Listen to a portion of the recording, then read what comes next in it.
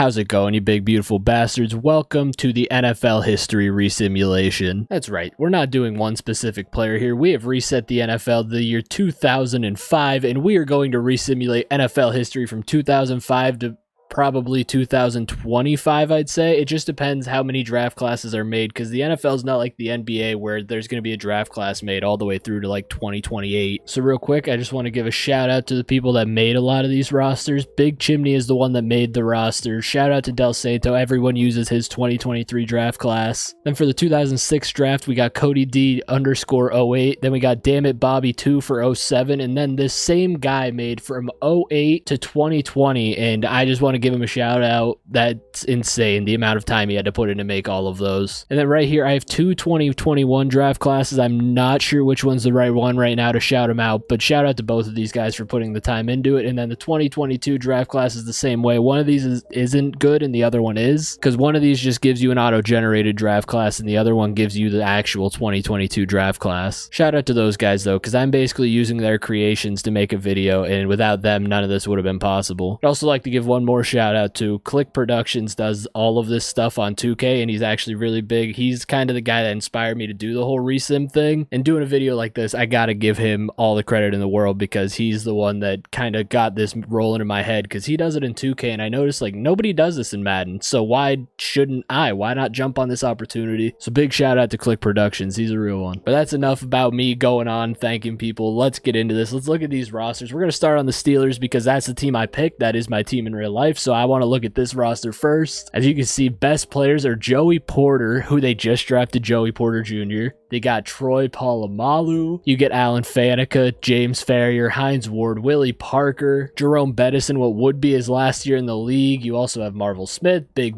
Ben, who is a rookie, but this should technically be his second year, but I won't gripe at that. The rosters are still really good. You go over to the Texans, you got players like Andre Johnson. David Carr is still their quarterback. You got Dominic Williams, their running back, who's actually injured. I did leave injuries on for this, by the way. Usually with the resims, I turn them off, but with this one, I figured we're doing years and years and years of whole teams. We have to leave them on. Moving on to the Titans. The Texans don't really have anybody too big, but that's because they're still somewhat a new franchise at this point in time. The Titans, you get players like Albert Haynesworth, Kyle Vanden Bosch back. Like, this defense was actually crazy at this time. And on top of that, you have Aaron McNair at quarterback. You go over to the Minnesota Vikings. You got players like Bryant McKinnon. You got Darren Sharper, one of the hottest hidden safeties in the league. You get Pat Williams. You get Kevin Williams. I think AP should be on this team pretty young, and he's not. AP, what, 2007, 2008 draft class? Yeah. But Dante Culpepper's still at quarterback, and he's actually still pretty young in this. You go down to the Bears. You got Rex Grossman at quarterback. Of course, Brian Urlacher here at 99. Charles Tillman, Lance Briggs. This defense was a staple. Bengals end up getting Ocho Cinco back. Carson Palmer at quarterback, who weirdly looks like Mitch Trubisky. Willie Anderson still here. Justin Smith, TJ Hushmanzada. Go over to the Bills, who are kind of in limbo at this point with Kelly Holcomb at quarterback. Their best player was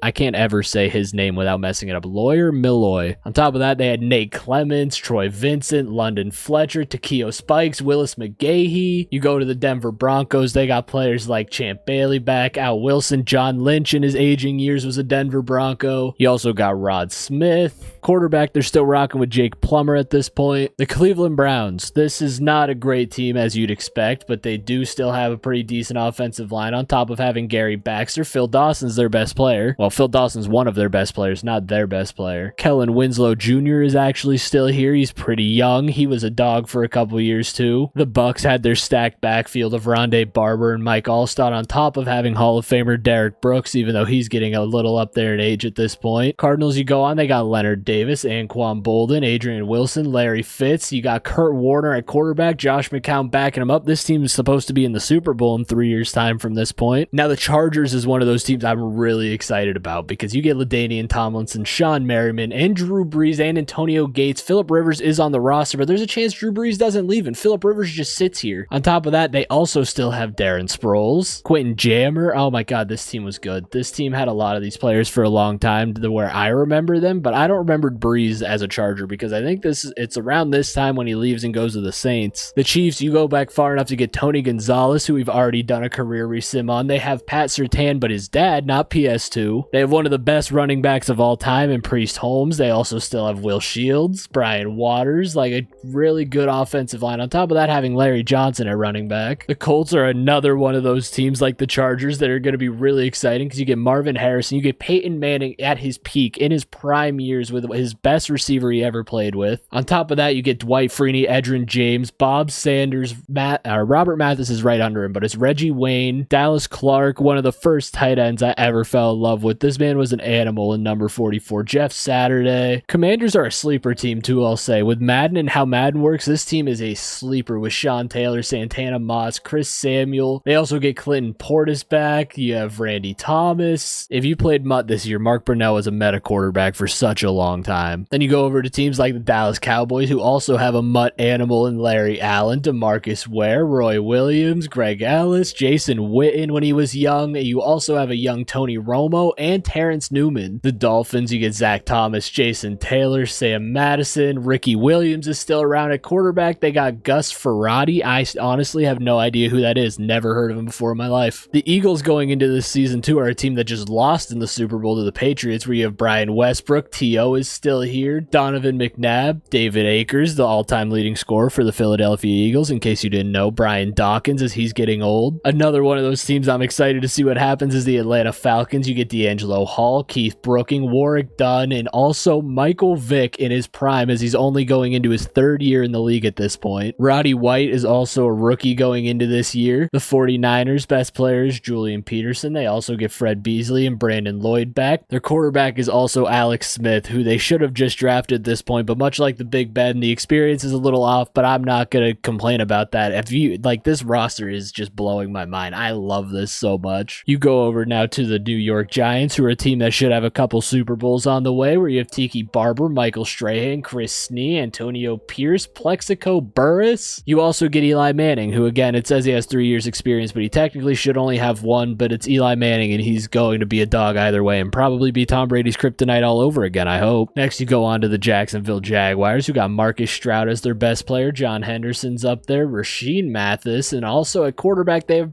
Byron Leftwich, which is a really cool thing for me because I remember him as a Steelers backup, not as a Jaguars starter. The Jets get back players like Kevin Mawe, Jonathan Vilma, Ty Law, Curtis Martin, and a quarterback they're rocking with Chad Pennington. There is no Mark Sanchez yet. So for Jets fans, the butt fumble gets erased from history doing this. The Lions are probably one of the worst rosters on this entire thing as you get Dre Bly and Sean Rogers back, but really nothing more. Roy Williams is at least back at quarterback. You're rocking Jeff Garcia, who's a 14-year veteran at this point. You get the Green Bay Packers, who have an 18-year veteran Brett Favre at quarterback. They get Al Harris back. Aaron Rodgers is waiting for the wing for Brett to just get the hell out of here. Donald Driver's back. Amon Green is still the starting running back. This team is going to be good too. They're going to be a good one to watch. Carolina Panthers are one of those teams too I see as a sleeper, where you get Steve Smith and Julius Peppers back, on top of having Jake Delhomme at quarterback, which Delhomme was actually pretty good from what I remember and what I've seen of him. And now the team that's probably going to dominate this entire sim, because why wouldn't they? The New England Patriots. You get Tom Brady back in his prime, he's already a 3-time Super Bowl champ at this point, having won in 2002, 2004, and 2005. You get the greatest kicker of all time and Adam Vinatieri, second maybe, because Justin Tucker really might be the greatest kicker of all time at this point. You also get back Logan Mankins, Rodney Harrison, Deion Branch, Asante Samuel. Deion Branch is actually coming off of a Super Bowl MVP at this point, and one of the most electric receivers of all time, Randy Moss, comes in at a 99 overall. Of course, you get Charles Woodson, Warren Sapp, Shane Leckler, the greatest punter in the history of the National Football League. The Raiders also have a young Nandi Asamoah, and they have Kerry Collins at quarterback. You go on to the Rams, who are coming off of their greatest show on turf years, which was a few years before this, before Kurt Warner left, where you have Orlando Pace, Torrey Holt, Leonard Little, Isaac Bruce, Steven Jackson, and Marshall Faulk. They got Mark Bulger at quarterback. That's a crazy running back duo, though, of Marshall Faulk and Steven Jackson. The Baltimore Ravens are a team that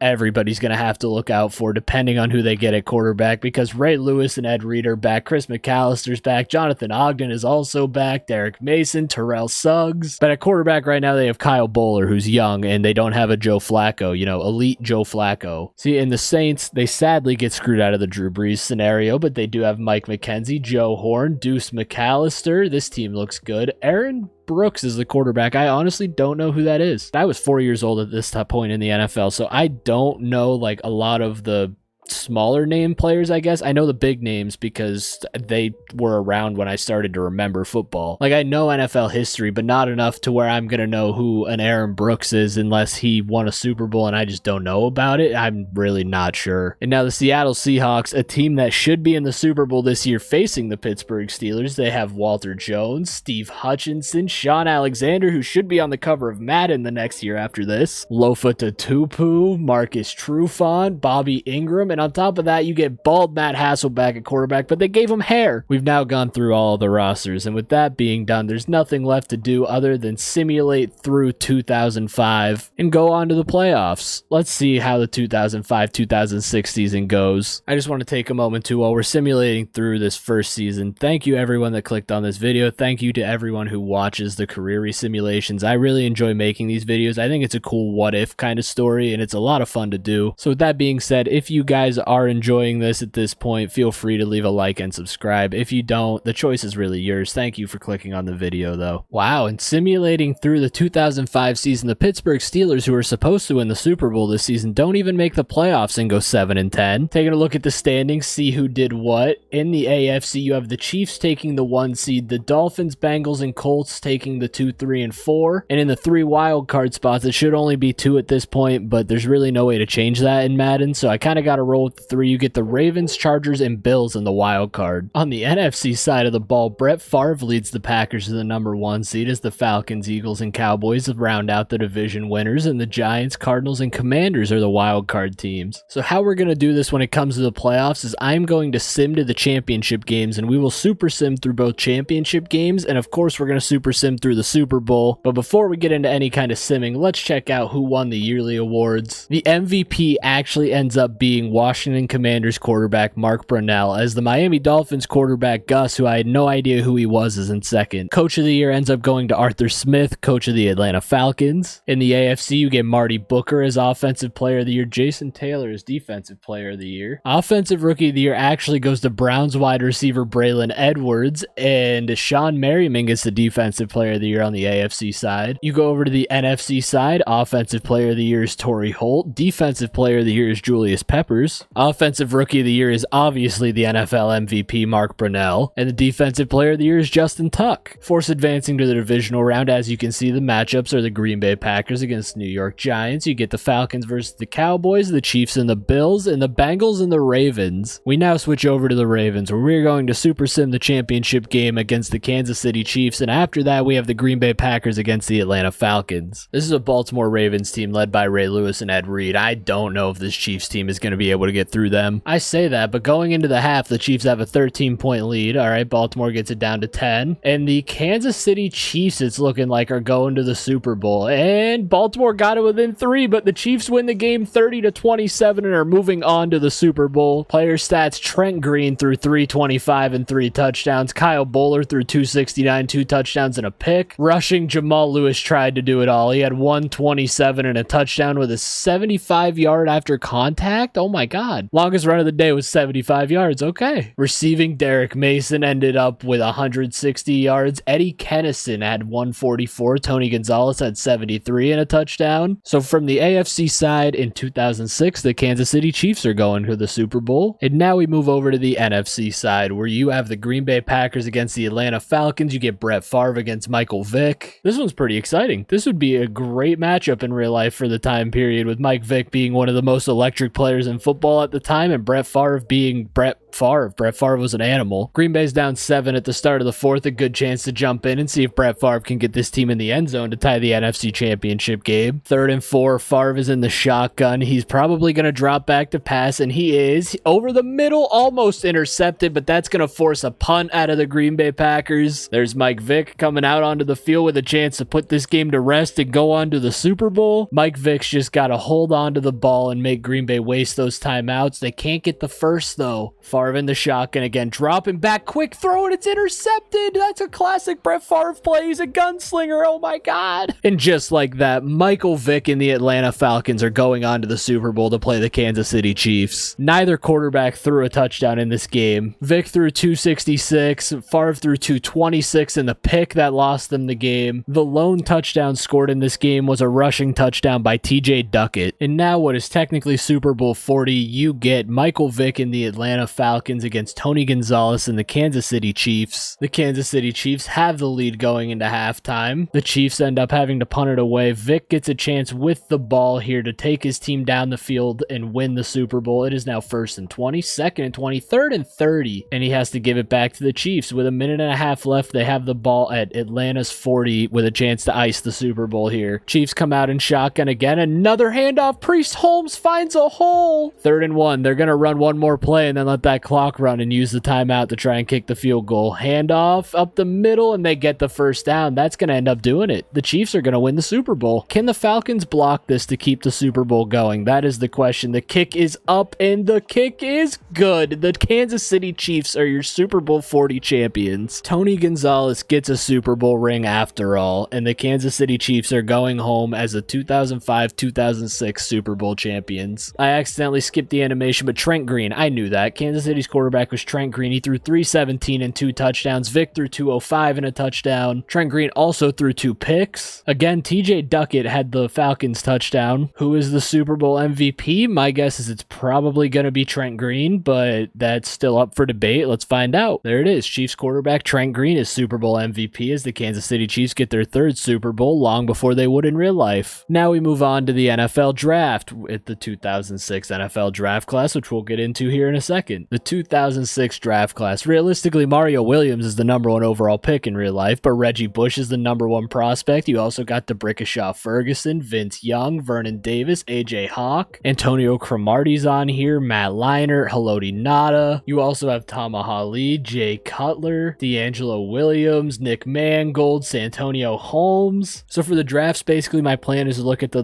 top 15 picks, and then we'll see as years go on which 2nd, 3rd, 4th round picks end up becoming something. Funny enough, the Houston Texans still end up with the #1 overall pick. And #1 overall, the Houston Texans end up taking Mario Williams. That's okay. That's just crazy. They still don't take Reggie Bush. I'm going to have to sit here and go back and forth to each team and manually simulate the pick. It's looking like the Minnesota Vikings might not take AP down the line because my guess is they take Reggie Bush. So they get their franchise running back a couple years before they would actually get him in real life. And now with the Detroit Lions, they end up taking Antonio Cromartie. The New York Jets take DeBrickashaw Ferguson out of Virginia. Now the Texans have another pick this early in the 1st round. The Houston Texans are really loading up on D-line as they also get Haloti Ngata on top of getting Mario Williams. Now we go on to the Miami Dolphins, who have the 6th overall pick in the draft. The Miami Dolphins get their quarterback of the future as they take Vince Young, coming off of one of the most legendary college careers of all time at Texas, by the way. The Jacksonville Jaguars give Vernon Davis out of Maryland. He's out of Maryland. I didn't know that. Now, at this time, they'd be the Oakland Raiders, but we're going to call them the Las Vegas Raiders. Take AJ Hawk out of Ohio State. I'm an Ohio State fan, so that's awesome. I love AJ Hawk. Him and Pat McAfee out together on the Pat McAfee show is so great. Okay, Wyatt Foster is now the quarterback of the future for the Detroit Lions. And now, the last pick we're going to end up watching in the 1st round is the Tampa Bay Buccaneers. The Tampa Bay Buccaneers end up taking Deshaun Middlebrooks. Cornerback Deion Sanders retires. I didn't even realize he was in there. I should have looked at the Ravens roster a little deeper. Marshall Faulk retires. Warren Sapp retires. Doug Flutie retires. So I'm not really going to look at the rosters in between every season that we simulate. I will go look and see if any of the big players, if I go into NFL rosters, any of the 99s and the 97s change teams. And it looks like majority of these higher overall guys stayed with the teams they were on. Now let's simulate on through the 2006 and 2007 2007 season, as this season is Super Bowl 41, which would end up being the Colts and Bears in the Super Bowl, and Peyton Manning would win his first. I did end up going back to the Steelers to simulate through that season, and once again, this 90 overall team somehow ends up missing the playoffs. Let's go look at who made it. Looking at the playoff bracket, you have the Bengals and Giants as the 1 seeds on each side. On the AFC side, you get the Colts as the 2 seed playing the Titans, you get the Dolphins as the 3 seed playing the Patriots, and you get the Chargers as the 4 seed playing the Ravens. Which also, that means the defending Super Bowl champions didn't even make the playoffs. You go over to the NFC side, where you have the Vikings playing the Carolina Panthers, the Tampa Bay Bucks playing the Washington Commanders, and you get the Carolina Cardinals. Yeah, the Arizona Cardinals playing the Philadelphia Eagles. View the stats and awards for the 2006-2007 season. Peyton Manning apparently left the Colts and is the Green Bay Packers starting quarterback now, as he won the NFL MVP. So yeah, not that I knew Peyton Manning was on the Packers, but he's the NFL MVP as their quarterback. Zach Taylor for the Bengals ends up winning Coach of the Year. AFC side, you go to Offensive Player of the Year, where you get Ocho Cinco with Hines Ward right behind him. AFC North supremacy. Defensive Player of the Year is the Colts' Dwight Freeney. NFC Defensive Player of the Year is Michael Strahan. Offensive Rookie of the Year is Mercedes Lewis. Offensive Player of the Year is Donald Driver catching balls from Peyton Manning. Defensive Rookie of the Year is Ricky Brooks. AFC side, I gotta look at the Rookie of the Year. Haloti Ngata, the number 5 overall pick in the draft to the Houston Texans, gets Defensive Rookie of the Year, and the Offensive Rookie of the Year is Miami Dolphins, a new quarterback, Vince Young. The Ravens did move on from Bulger, by the way, and drafted Jay Cutler. So it's looking like Peyton Manning is not gonna get his Super Bowl this year, as the Packers aren't in the playoffs, but the Colts still have a chance to keep history going in the right direction. And now we go into the championship games, where you have the Indianapolis Colts against the LA Chargers on the AFC side, and you get the Arizona Cardinals against the New York Giants on the NFC side. So here you have it. LaDainian Tomlinson is still the best player on the Chargers. Drew Brees is still there. Edgerrin James, Dwight Freeney, and Corey Simon for the Colts. They're down to the 5. The Colts have a chance to take the lead here with just about 2 minutes left in the Super Bowl. Handoff to Edgerrin James, who tries to cut it back and gets caught in the backfield. He's got 25 rushes for 111 yards. Here we go, another handoff to Edgerrin James, and he gets tackled at the 1-yard line to bring up 3rd and goal. Quentin Jammer made the tackle on that play, and here we go again. Colts lined up in a run formation, and Edgerrin James shrugs off 2 guys to get the Colts to the lead with under 2 minutes left with a chance to the Super Bowl on the line. I almost ran out of breath. There's too many words. And Drew Brees throws an interception, and the Colts just scored again, and the game is going to end like that. The Indianapolis Colts are actually going to the Super Bowl in the year that they should, like they did in real life. So what happened is apparently Manning left, and the Colts ended up drafting Matt Leinart, who is leading them to a Super Bowl in his rookie season, and Drew Brees threw 349 and 4 touchdowns. This is what I wanted to see. Edgerrin James is just that guy. He had 128 rushing and 2 touchdowns to lead the Colts, basically. Matt Leinart did his job, but Edgerrin James put the team on his back. I decided to look at the Giants roster before we started, and Brett Favre is the Giants quarterback. It's not Eli Manning, so Brett Favre has a chance to make the Super Bowl. This is actually crazy, but Kurt Warner also has a chance to make the Super Bowl, which that's who I want to see. I want to see this Cardinals team make it with Anquan Boldin and Larry Legend. We are tied here late in the 4th, and just like that, Kurt Warner gets them down the field, and Kurt Warner is on his way to a Super Bowl. I should have jumped in there, but I was actually taking a bite of food at that point in time. I apologize. Kurt Warner, though, does end up knocking off Brett Favre as he throws for 275 and a touchdown to win the game. Kurt Warner had 11 rushes for 44 yards, which is kind of crazy. J.J. Arrington had 18 rushes and a touchdown. Marcel Shipp had 11 rushing yards and no touchdowns on 8 attempts. Just like that, our Super Bowl is set. You get the Arizona Cardinals against the Indianapolis Colts. And here you have it. Kurt Warner with a chance to add a 2nd Super Bowl under his belt, whereas the Colts have a chance to keep history on the right path and be the Super Bowl champions in 2007. Without Peyton Manning, though, with Matt Leinart at quarterback, which is a little different. I missed my opportunity to jump in and see Kurt, but here's Indy with the ball, down 7, 3.5 minutes left to go in the game. Let's see what happens. Matt Leinart lined up under center, probably going to hand it to Edgerrin James, and he does. Edgerrin James actually has a path around the outside, but can't break the last tackle he needed to. Here's Leinart again, lined up in the shotgun, empty backfield this time. No Edgerrin James, they hand it off to. Leinart's going to pass. He's going deep, and he's open. He's got him. Oh my God, he he caught it, and that's a touchdown. Who is that? Devin Hester. Devin Hester's a Colt? Devin Hester should have opened the Super Bowl the kick return for a touchdown. Instead, he ties the game with 2 minutes left to give the... Oh my God, that was such a crazy play. Kurt Warner's gotten him down the field. They're at Indy's 35 with a tie game. Kurt Warner is going to be lined up in the shotgun. He might hand this one off, and he does as they're letting the clock run down, but he breaks the tackle for a gain of 5. Colts are using their timeouts, which is what they got to do here. We'll see if Kurt Warner even ends up throwing a pass in this situation. Kurt takes the snap and again hands it off, and that's a first down off a wide open edge. Instead of running the time off the clock, they end up handing it off, and Robert Mathis, I think that is, just made a game-saving tackle to bring up a 4th down and at least give the Colts a chance to get the ball back. This is to win the Super Bowl, basically, and the kick is up, and the kick is good. In the Arizona Cardinals, it's looking like Kurt Warner is going to have another Super Bowl ring in his hand. With 9 seconds left on the clock, it's probably going to be a Hail Mary with no timeouts. Let's see if Matt Leinart has the arm to get this all the way down there, or if someone catches some weird pass off of a tip.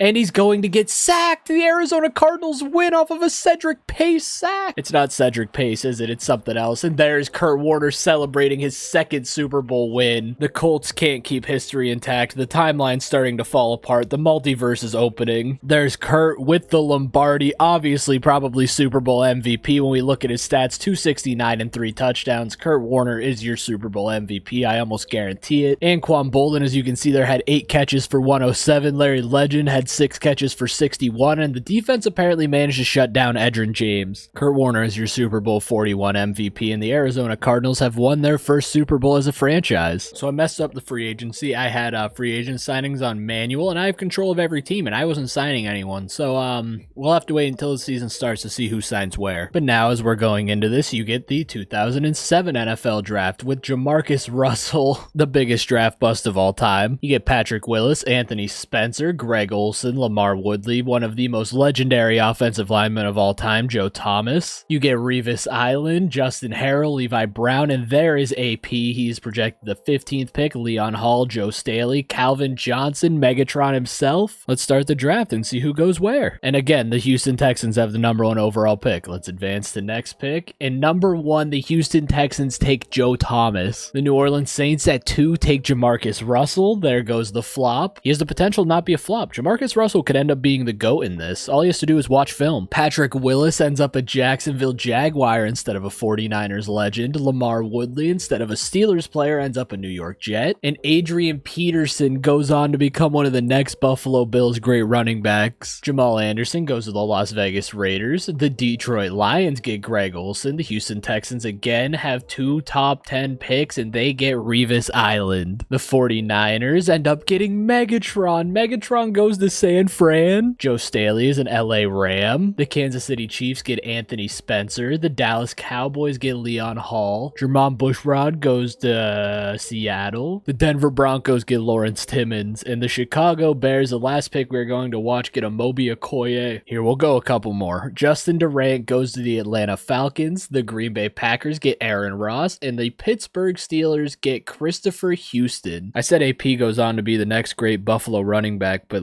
I think Thurman Thomas is the only one I think of. You know, I don't want to say OJ Simpson. So I was trying to fix it as we go into the 2007-2008 season and get the free agents signed, but sadly I had to go through to all 32 teams and turn their settings onto simple so that they automatically sign free agents. I simmed through 2 weeks and nobody has signed majority of these players. So a lot of these players might lose a year of their career, but that's fine, I guess. We're going to simulate through the season and see if they sign anywhere in general. We'll see what happens there, but it should be okay now to where free agents should get signed because I put everything on simple for every team. I had to go to all 32 teams and change that. So as we sim through the 2007-2008 season, if you guys can't tell by the title, I'm actually doing this in 2 parts. It's just the fact it's going to take so much time to do this, and I don't really have that much time on my hands, but I will try and have part 2 out within the week after part 1. So basically part 1, what you're watching right now, is going to be from the years 2005 to 2013, and then part 2 is going to be from 2013 to 2024, 25, 5 wherever we end up stopping. I am sorry for that. I don't mean to be that person to do the part 1 and part 2. It's just more a time restraint thing. With me working all the time and me not really having time to record this on top of working, I have to do what I have to do to make this video and get it done. So through the 2007-2008 season, the Steelers did finally make the playoffs. I have to go back to them every year before I progress through because it's Madden and something glitches every time if I don't. Looking at the playoff bracket though, you have the Indianapolis Colts at the 1 seed, you get the Ravens against the Chiefs, you get the Chargers against the Steelers who are the 6th seed, and then you get the Bills versus the Raiders. Go to the NFC side, you have defending Super Bowl champion Arizona Cardinals as the 1 seed, you have the Giants as the 2 against the Bucks, you have the Green Bay Packers as the 3 against the LA Rams, and then you have the Carolina Panthers as the 4 against the 49ers. Let's take a look at these yearly awards and see who won MVP and everything, as you have Joseph Bush, who's now the quarterback of the Arizona Cardinals and a 69 overall, winning the MVP. Carson Palmer is also now a Colt as he was 2nd in the MVP race, and Peyton Manning is where Eli should be and is a New York Giant. Coach of the year goes to Brian Daboll, the coach of the New York Giants. AFC Offensive Player of the Year, you get Randy Moss, followed by Jericho Cotchery, who's a New York Jet. Defensive Player of the Year is for the Steelers, you get Joey Porter and Patrick Willis following behind him for the Jaguars, which I think Patrick Willis should be a rookie. Adrian Peterson's Offensive Rookie of the Year, and there it is, Patrick Willis is Defensive Rookie of the Year. On the NFC side, Torrey Holt wins Offensive Player of the Year, Michael Strahan Defensive Player of the Year, Jacoby Jones is Offensive Rookie of the Year for the Minnesota Vikings, and Jonathan Beasley is Defensive Player of the Year, or Defensive Rookie of the Year. Let's sim through to these championship games and see who makes it. So in the conference championship games, we have the Chargers and the Colts, and the Packers and the Cardinals. So we have a potential chance at a Super Bowl rematch between the Colts and the Arizona Cardinals. So Aaron Rodgers is actually the starting quarterback of the Green Bay Packers now since Peyton Manning left. Oh, and also Marshawn Lynch is the best player on the Arizona Cardinals at running back, and Larry Fitzgerald and Anquan Boldin behind him. No wonder that 69 overall quarterback was MVP with this team. Green Bay is currently blowing out Arizona scored 2 quick touchdowns to bring it back though, and now they're down to Green Bay 7. Let's jump in and see if this 69 overall MVP can get this team the lead and lead them to a Super Bowl. He's under center, he's got Marshawn Lynch behind him, he's actually going to drop back to pass, and he's got all day back there as the offensive line is hammering, and he ends up throwing the ball away. So they are going to kick the field goal to tie the game on a 4th and goal, and we have the potential of overtime in the NFC Championship game. Unless Rodgers can get this team down the field, and he cannot, they have to punt, and now Arizona has a chance as they're making big plays and are down into field goal range, and Marshawn Lynch runs in one from 29 yards out. And just like that, the Arizona Cardinals have a chance to defend their Super Bowl championship and are going on to their 2nd straight Super Bowl. Aaron Rodgers throws for 395 and no touchdowns as Joseph Bush, the MVP, throws for 314 and 3 touchdowns. Marshawn Lynch ends up with 7 carries for 105 and 2 touchdowns. Whereas Amon Green had 19 attempts for 71 yards and 3 touchdowns receiving. Donald Driver had 159 yards receiving. So the Colts with Carson Palmer at quarterback now, and Edgerrin James still is their best player, go on to play Drew Brees, Sean Merriman, and Quentin Jammer. And just like that, the Indianapolis Colts are going on to the Super Bowl, and we have a Super Bowl rematch in Super Bowl 42. Carson Palmer ends up throwing 241 and 2 touchdowns, and Drew Brees threw 303 and 2 touchdowns. Rushing, Edgerrin James had 82 yards for 1 touchdown, and Darren Sproles had 17 yards. Drew Brees had 27. There was really no rushing game from the Chargers side. So here we go. Going into the Super Bowl, you get Arizona versus Indianapolis for the 2nd straight year, this time with 2 different quarterbacks at the helm though. It looks like Marshawn Lynch might have gotten hurt as he's fallen out of Arizona's top 3. Okay, no, they must have just gotten someone back from injury because Marshawn is still here. He is not injured, so he will be playing in the Super Bowl. And the Colts, it's looking like, are going to get their revenge as they are up 35-13 with 2 minutes left in the 4th, 35-28, and the game is over, and the Indianapolis Colts are your Super Bowl 42 champions. Just like that, Carson Palmer gets a ring, Edgerrin James gets a ring, Dallas Clark might still be here and get a ring. The MVP curse continues as the MVP falls short in the Super Bowl too. Dwight Freeney and Robert Mathis also get rings out of this, and Carson Palmer hoisting the Lombardi, most likely the Super Bowl MVP. Oh, Carson Palmer's definitely the Super Bowl MVP. He threw 286 and 5 touchdowns, whereas Joseph Bush threw 381 and 3 touchdowns. Edgerrin James ran for 86 and no touchdowns, and the Colts defense shut down Marshawn Lynch, who ran for 31 yards and no touchdowns. Okay, and the Super Bowl MVP was actually Dwight Freeney as the Colts go on to win the Super Bowl. Yeah, Dwight Freeney finished the Super Bowl with 4 sacks and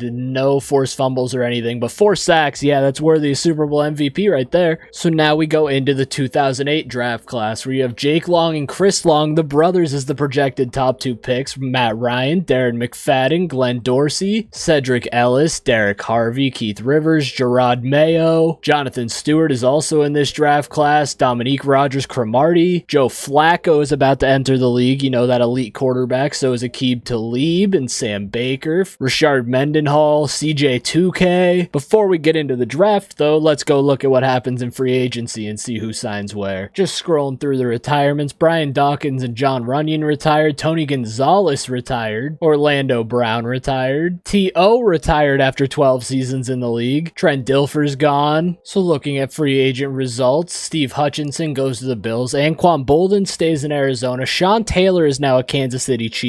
LaDainian Tomlinson goes to the Cleveland Browns. Ed Reed goes to the Raiders. Brian Urlacher is a Green Bay Packer. Brian Westbrook is now a Tennessee Titan. Sean Alexander goes to the LA Rams. D'Angelo Hall to the Chiefs. Deion Branch to the Texans. Chad Johnson, Ocho Cinco to the Seahawks. Charles Woodson goes to the Dallas Cowboys. Antonio Gates to the Dolphins. Vince Wilfork to the Green Bay Packers. Robert Mathis also to the Green Bay Packers. Let's go into the 2008 NFL Draft and see who wins the Matt Ryan sweepstakes. The New Orleans Saints end up with the number 1 overall pick, and they take Jake Long. Okay. The Cleveland Browns have pick number 2, and they take Chris Long. The Detroit Lions with pick 3 take Darren McFadden. The Seahawks with pick number 4 take Matt Ryan. So Matt Ryan ends up a Seattle Seahawk instead of an Atlanta Falcon. The Washington Commanders take Glenn Dorsey. The Houston Texans take Cedric Ellis. Leotis McKelvin ends up a Philadelphia Eagle. Tennessee Titans get Joe Flacco at quarterback. The Cincinnati Bengals take Aqib Talib. The Minnesota Vikings get Dominique Rodgers-Cromartie as corners go back-to-back at 9 and 10. Vernon Gholston to the Bears. Derek Harvey to the Falcons. Ryan Clady to the Dolphins. The Jaguars get CJ 2K. And the last pick we're going to watch, the New England Patriots end up getting Mike Jenkins. Now for the 2008 and 2009 season as we advance. Now we go into the 2008-2009 season and sim to the playoffs. That was a big draft. See if Matt Ryan and Joe Flacco can make a difference for their respective teams. And okay, the Steelers are the number 1 seed. So going into the playoffs to fight for Super Bowl 43, the team that's supposed to win Super Bowl 43 is the number 1 seed on the AFC, whereas the Colts are the 2 seed and play the Titans, the Chiefs are the 3 and play the Broncos, and the Jets are the 4 and play the Baltimore Ravens. Go over to the NFC side and you have the LA Rams as the number 1 seed, and then you get the Vikings at the 2 playing the Panthers, you get the Giants at the 3 playing the Lions, and you get the Falcons at the 4 playing the Cardinals. Going into the yearly awards, let's see. Joseph Bush wins back-to-back MVPs for the Arizona Cardinals. Steve McNair in 2nd and Kerry Collins in 3rd. Coach of the Year ends up going to the Colts, Frank Reich. In the AFC, Edgerrin James wins Offensive Player of the Year, and Dwight Freeney wins Defensive Player of the Year as the Colts get the clean sweep. Queen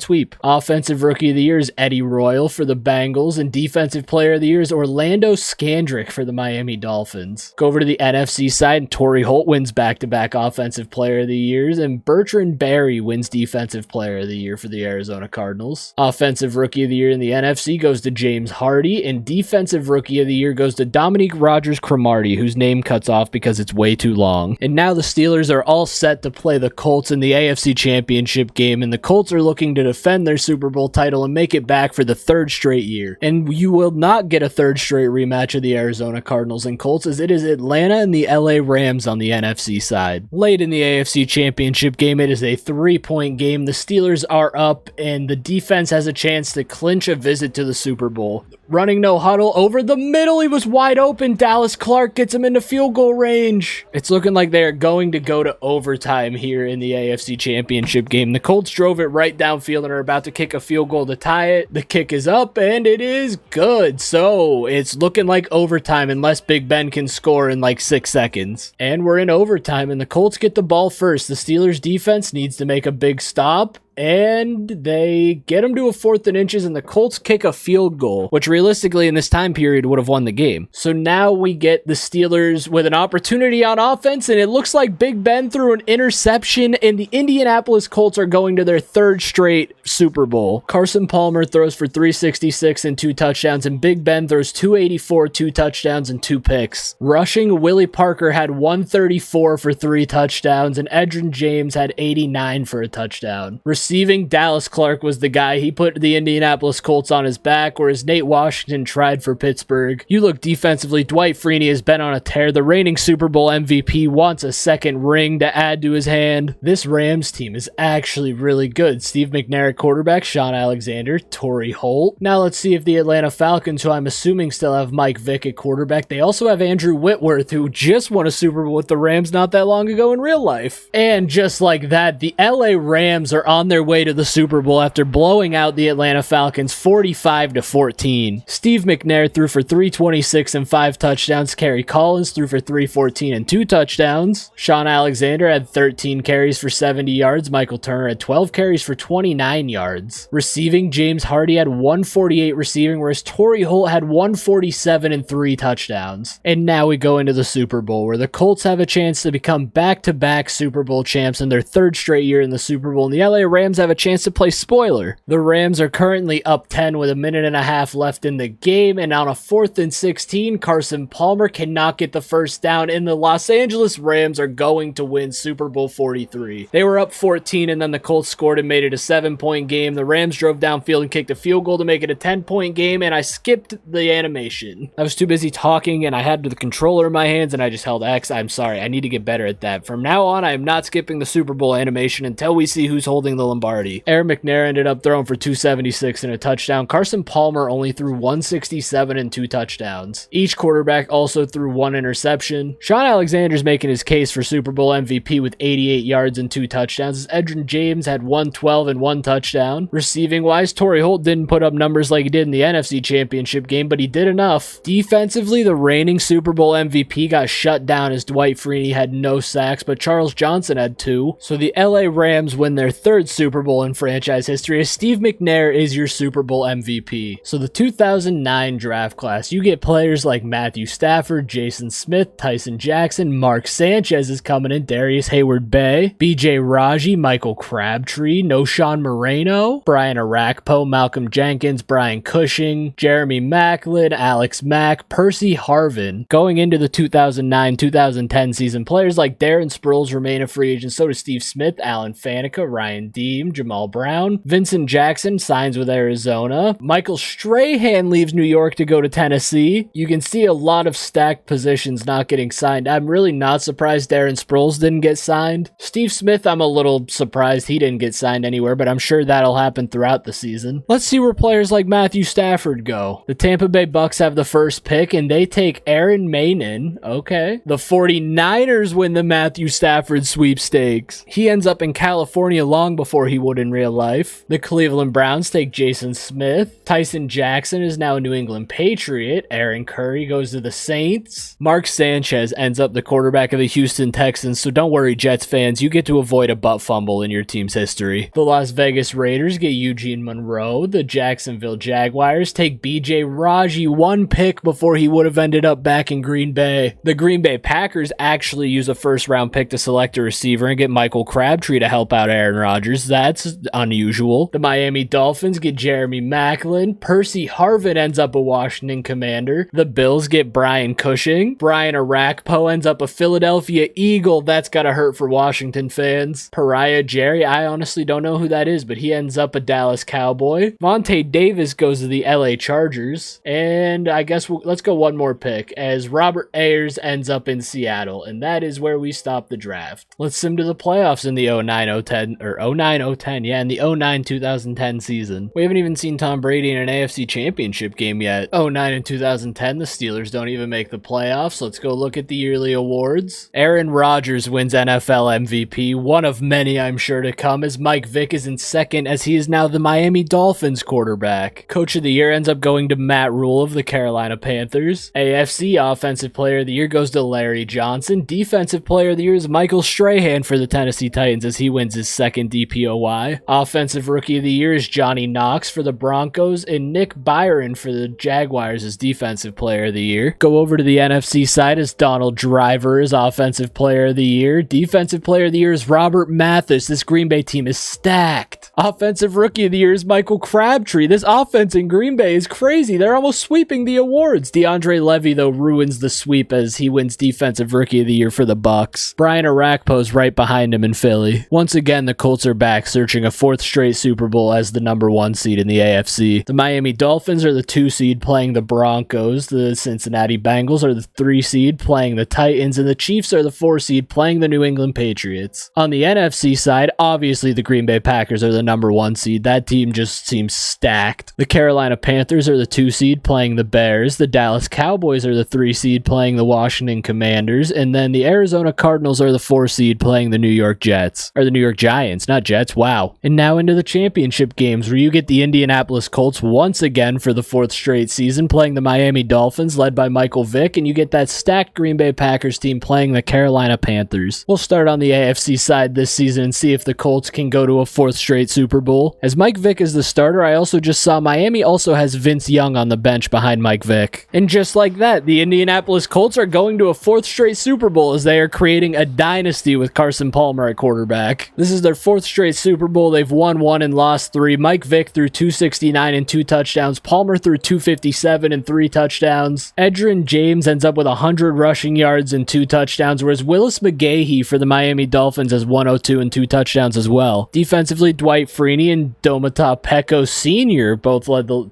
game with 1 sack. Now you go into the NFC Championship, where Thomas Davis is still here, Chris Gamble is here, and Deshaun Foster is a starting running back. You also get Aaron Rodgers and Robert Mathis leading the Green Bay Packers. So this is a team with the Offensive Player of the Year, the Defensive Player of the Year, and the League MVP, and the Offensive Rookie of the Year. The Packers have the ball down 6 with just under 3 minutes left. Can Aaron Rodgers lead this team to a Super Bowl? Let's jump in and find out. Rodgers is lined up in the shotgun. There's 2.5 minutes left now. He quick throw. I think that's Donald Driver. He completes the pass to. Rodgers might not get the snap off here before the 2-minute warning, and he does though from the shotgun, dropping back. Over the middle, wide open, finds the receiver, and he gets stripped, and the Carolina Panthers pick it up, and the game might end right there. The Panthers need 1 first down to clinch a spot in the Super Bowl, as it is now 3rd and 16, it is now 3rd and 11, following what I'm assuming is an offsides, and now 4th and 11, and Green Bay is going to get the ball back with another opportunity. Rodgers has him on a 3rd and 10. It's time for him to be clutch and deliver an absolute dime as he is in the shotgun. He's dropping back on a 3rd and 10, and the pass is batted away, bringing up 4th down. On 4th and 10 with a Super Bowl on the line, Aaron Rodgers comes out in an empty backfield, again dropping back to pass. Obviously, he heaves one downfield, and it's incomplete, but that's PI. Oh my God, Green Bay might win it. Rodgers again in the shotgun. He's dropping back to pass right here over the middle. That's Michael Crabtree who gets the first down. A minute left on the clock. Rodgers out in shotgun. They're obviously just going to keep throwing the ball. Rodgers, he's going to get sacked. Oh, he gets hit as he throws it. It's almost intercepted by the defensive lineman. Here's Aaron Rodgers again in the shotgun. He's been in the shotgun every play, dropping back to pass again over the middle to the end zone, and it's picked off. The Carolina Panthers are about to go to the Super Bowl following an interception off of a risky throw. Chris Gamble gets the interception. It is sending the Carolina Panthers to the Super Bowl. What a crazy ending to the game. Rodgers had an opportunity. He ended up throwing an interception. Terrell Crockett is the starting quarterback of the Carolina Panthers. Both quarterbacks threw 1 touchdown and 1 pick. Rushing, you had Deshaun Foster for 72 yards and a touchdown. Amon Green had 46 yards and no touchdowns, but Rodgers had a rushing touchdown. Here we go. For the 4th straight year, we get the Indianapolis Colts in the Super Bowl, and now they're playing Carolina for a chance to get their 2nd Super Bowl in 3 years. But Chris Gamble and Thomas Davis are looking to play spoiler and make them 1-3 in the past 4 years in the Super Bowl. With around 4.5 minutes left in the 4th quarter of the Super Bowl, the Indianapolis Colts have the ball around midfield. They've let the clock run all the way down to 4 minutes. Let's see if Carson Palmer and Edgerrin James can win this game. Palmer comes out in the shotgun. He is dropping back to pass,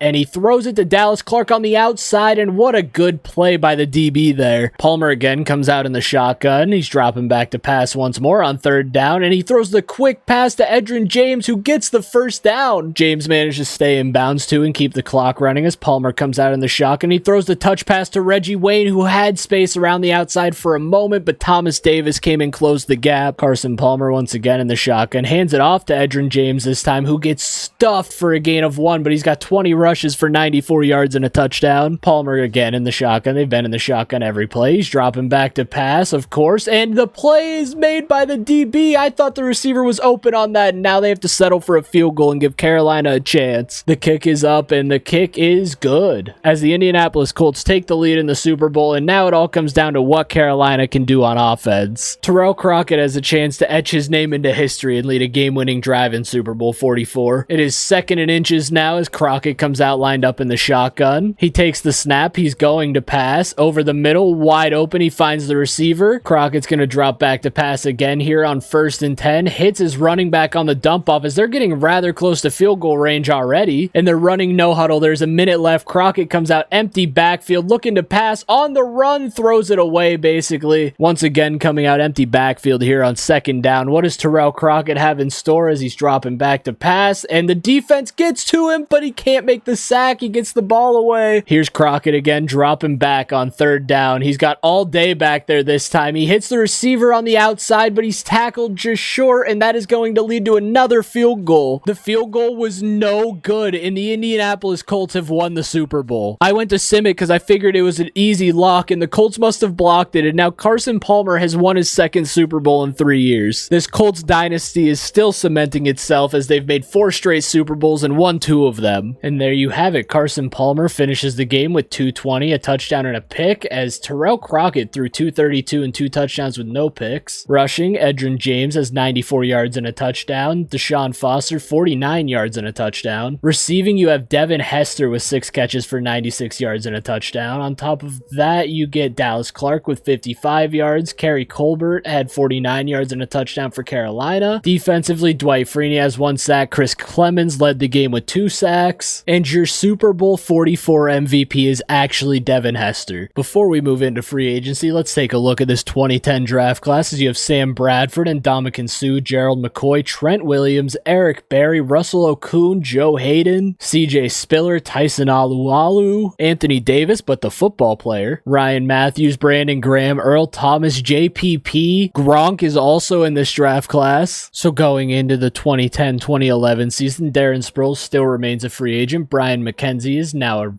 Los Angeles Ram. Randy Moss is currently still a free agent along with Reggie Bush. Jahari Evans goes to the Falcons. Steve Smith is also still a free agent as Marcus Trufant ends up a Cincinnati Bengal. Jamal Brown a Jaguar. Ryan Diem a Chicago Bear, and Marcus Stroud a New England Patriot. MJD is also still a free agent. So that's one downfall. It doesn't seem like a lot of free agent signings are happening, but I'm wondering if that has something to do with like salary cap space, because I'm sure these teams are spending money like crazy. Maybe I should turn the salary cap off, but that ruins the whole sim thing if I turn the salary cap off, I guess. We're leaving the salary cap on. I'm not doing it. I thought about it. I'm not doing it. And again, the Bucks have the number 1 overall pick. Sam Bradford goes number 1, just like he did in real life. Just instead of going to the Rams, he goes to the Tampa Bay Buccaneers. And Ndamukong Suh does go number 2 to the New Orleans Saints. The New York Jets take Gerald McCoy at 3. Brandon Graham goes to the 49ers at 4. The Jaguars also get JPP at 5. The Atlanta Falcons get Trent Williams. Eric Berry ends up a Baltimore Raven. The Pittsburgh Steelers get left tackle Russell Okung. Derek Morgan to the Browns. Tyson Alualu to the Seahawks. The LA Rams get Joe Hayden. The Houston Texans get Mikey Upati. The Minnesota Vikings get Kyle Wilson. The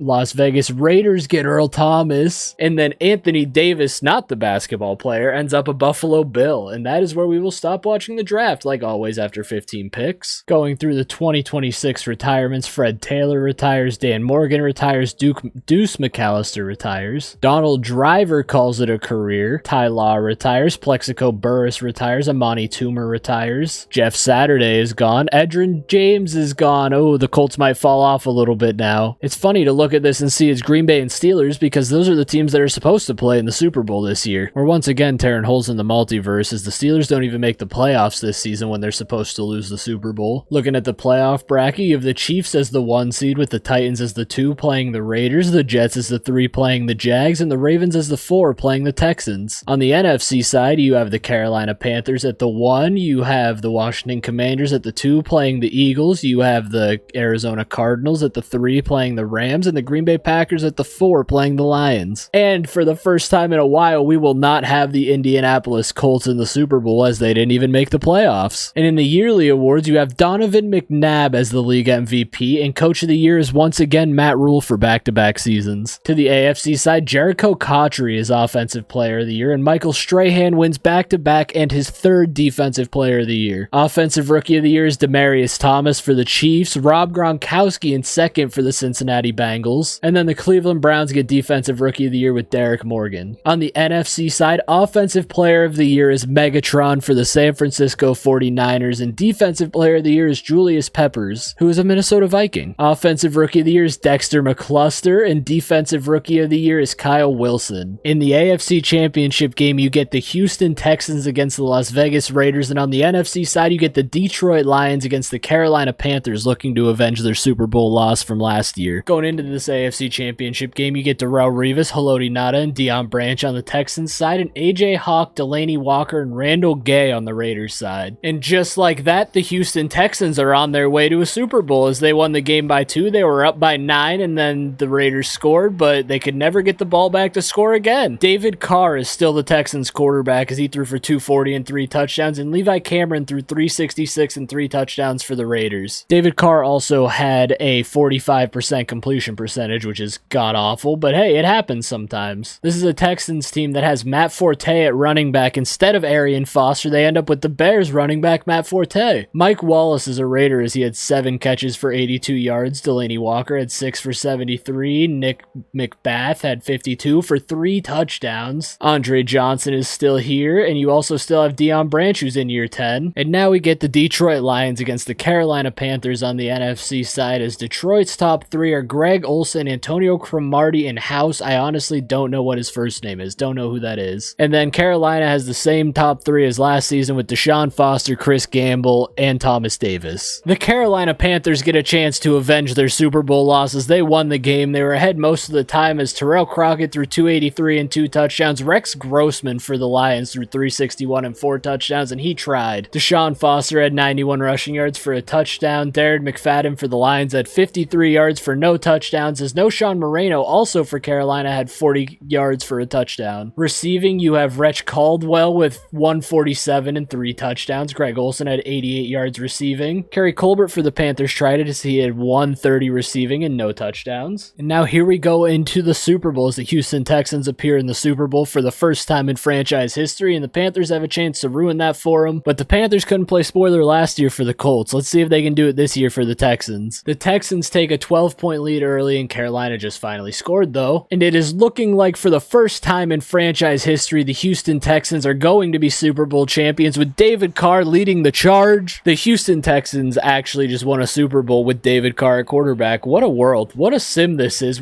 That's insane. Andre Johnson also gets a Super Bowl ring now. There's David Carr hoisting the Lombardi as he brought the Texans to the promised land like he was meant to do. The Panthers lose back-to-back Super Bowls as David Carr throws 286 and 4 touchdowns with 1 pick. Terrell Crockett threw 206 and a touchdown with a pick. Rushing the ball, Matt Forte had 70 yards for no touchdowns. Deshaun Foster had 49 yards for 1 touchdown. Receiving, Deion Branch had 92 receiving for 2 touchdowns. Andre Johnson had 67 yards receiving for a touchdown. Defensively, Mario Williams, former #1 overall pick, had 1.5 sacks as he also gets a Super Bowl ring. And there you have it, as the Texans now become a 1-time Super Bowl champion, and David Carr is your Super Bowl MVP. In back-to-back years as Coach of the Year, Matt Rule falls short in the Super Bowl twice. As we go into the 2011-2012 season, Alan Faneca calls it a career, so does Jamal Lewis. Ray Lewis also retires. Chad Clifton, Randy Thomas, Charles Woodson, Reggie Wayne, LaDainian Tomlinson calls it a career. Jason Taylor, Air McNair, after getting a Super Bowl MVP, I think, a few years prior to this. London Fletcher also retires. Let's go through free agency now and see who signs where. Robert Mathis once again leaves his team in free agency and now is a Baltimore Raven. Sean Rogers ends up a New England Patriots. Ed Reed is on the move again as he's a Tennessee Titan. Randy Moss goes to the Miami Dolphins. Reggie Bush to the Denver Broncos. Darren Sproles still remains unsigned. And there it is. Steve Smith finally signed somewhere as he ends up in Houston. MJD is also going to Houston. Now going into the 2011 draft, we're getting one of the most stacked draft classes we're going to see in this entire video. The 2011 draft is a big one. These are a lot of guys that go on to become Hall of Famers and are currently still playing, as you have Cam Newton, Von Miller, Marcel Darius, AJ Green, Pat Pete, now a Steeler, Julio Jones, Alden Smith, Jake Locker, Tyron Smith, Blaine Gabbert, JJ Watt, the Milkman, Christian Ponder, Robert Quinn, Mike and Marquise Pouncey are both in this draft, Ryan Kerrigan, Nate Soldier, Prince Amukamara, Cam Jordan, there's Cam Hayward too, Jason Kelsey's also in this draft, as there's two Jason Kelseys for some reason. Oh, maybe Marquise Pouncey isn't in this draft, maybe he was in the one before, the one after Mike. So the New Orleans Saints get the number 1 overall pick. I don't think they take Cam. Okay, they take JJ Watt because they just took a quarterback not that long ago. I think they have Jamarcus Russell. Tyron Smith ends up a Viking. Cam Newton is now a Cleveland Brown. The Bucks just drafted a quarterback and they get Von Miller instead. Pat Pete ends up an Indianapolis Colt, the team that went to 4 straight Super Bowls but didn't make it in the last season. Marcel Darius is a Dallas Cowboy. The Bears get Alden Smith. The Seattle Seahawks are going to get AJ Green to boost that receiving core. The Buffalo Bills get Prince Amukamara to help on defense. New England Patriots get Julio Jones. So Tom Brady now has another elite weapon to throw the ball to. The Broncos end up getting Nate Soldier. They just had another first-round pick right before that. The Bengals get Corey Liuget. I think that's how you say it. I can't ever remember if it's Liuget or Luget. I'm pretty sure it's Liuget. Ryan Kerrigan. See, I got Ryan Kerrigan and Brian Arakpo mixed up. But Ryan Kerrigan ends up going to the Atlanta Falcons, which doesn't hurt as bad for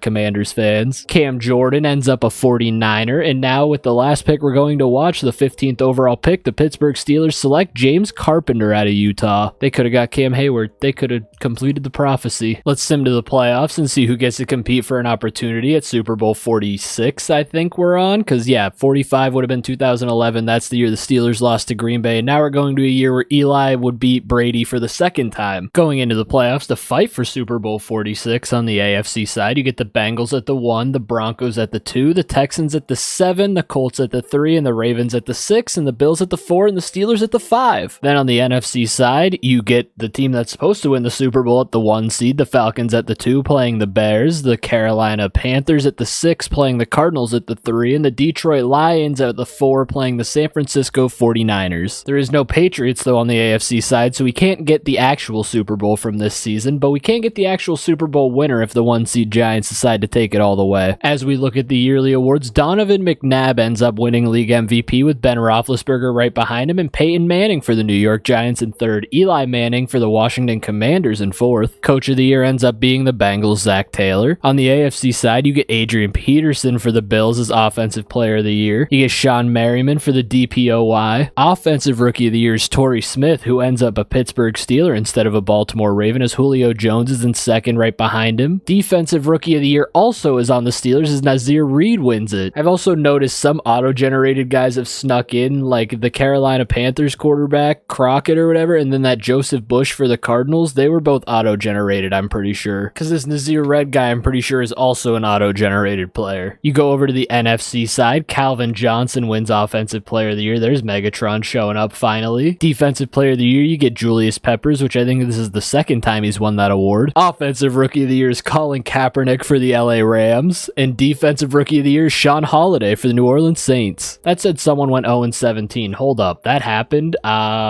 NFC Defensive Rookie of the Year, the Buccaneers went 0-17. So that'd be, at this point in time, maybe the first time that's ever happened in NFL history. I can't remember if the Lions did it before this or after. Going into the championship games, you get the Bills against the Broncos, and you also get the Carolina Panthers, who are back again against the 49ers. 49ers, I hope, still have Alex Smith. Oh my god, I just realized Matthew Stafford and Calvin Johnson got paired up again, as Matthew Stafford is the starting quarterback of the Niners and Megatron is the best player on the team. And the Carolina Panthers come back in with the main 3 they've had of Thomas Davis, Deshaun Foster, and Chris Gamble. Matthew Stafford and Megatron are going to get a chance to win the Super Bowl together, as the 49ers winner going to Super Bowl 46 after winning 26-11. Stafford ended up throwing 232 and 2 touchdowns, as Terrell Crockett, the auto-generated guy I was talking about, throws for 173 and a touchdown. Rushing, the 49ers got Frank Gore back, who had 20 rushes for 97 yards. Receiving, Megatron, 6 catches, 78 yards and a touchdown, the best receiver in the game. Defensively, Julian Peterson has 4 sacks. You really love to see Stafford and Megatron end up together again. Now going into the AFC Championship game, you get a Buffalo Bills team that has a stacked backfield with Adrian Peterson and and LaShawn McCoy. They also have Nate Clements. You get a Denver Broncos team that looks very defensively stout, as they have Nick Barnett, Kevin Williams. They also have Dwayne Brown at right tackle, but no skills position players in their top three. The Broncos have a lead late, and they put another one in the end zone to take a 12-point lead, and that is all but going to do the game, as we are getting the Denver Broncos against the San Francisco 49ers in the Super Bowl. Okay, wow, the quarterback situation here is insane, as Alex Smith is the starting quarterback of the Bills, and the starting quarterback for the Denver Broncos is Phillip Rivers. Alex Smith throws for 391 and 2 touchdowns and 2 picks, whereas Phillip Rivers throws for 249, 4 touchdowns and 2 picks. That's right, Reggie Bush is a Bronco. Reggie Bush had 82 yards rushing for 2 touchdowns, and Adrian Peterson had 59 yards rushing for a touchdown, and now Reggie Bush and Phillip Rivers both have an opportunity at a Super Bowl. This Super Bowl is wild. You have Phillip Rivers and Reggie Bush on one side, but then you also have Matthew Stafford and Megatron on the other. Oh, and Denver also still has Champ Bailey. So let's get into the Super Bowl. This is going to be a mess. I have no idea what's going on here. There's so many players on teams they shouldn't be on, and this is exactly why I was so excited to make this video. So the 49ers need a stop on this play to get a chance with the ball back for Matthew Stafford and Calvin Johnson. Denver's in the shotgun. They're